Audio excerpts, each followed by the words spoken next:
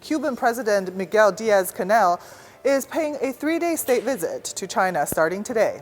Diaz-Canel is the first foreign leader to visit China after the G20 Leaders Summit in Indonesia and the APEC meetings in Thailand. It is believed that his visit will inject impetus for bilateral relations and advance the traditional friendship and cooperation. China and Cuba stood together in fighting against hegemony, unilateralism, and protectionism.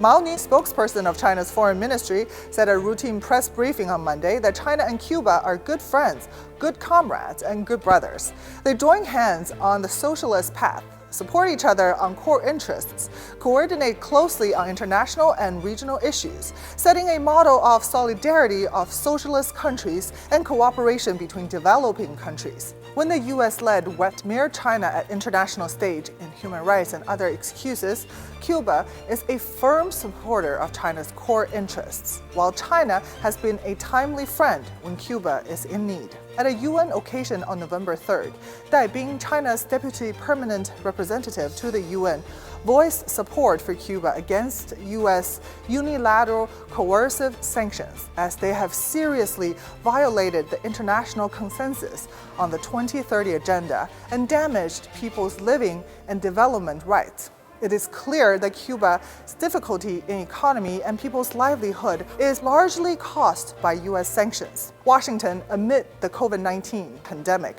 even added up more measures in an attempt to stage political chaos in Cuba. Despite U.S. long-term crackdown on left-wing governments in the region, Latin America is now experiencing pink tide resurgence, with major countries in the region turning left. Latin America is tired of U.S. hegemony and coercion, and leaders with agenda focusing on domestic development are gaining public support.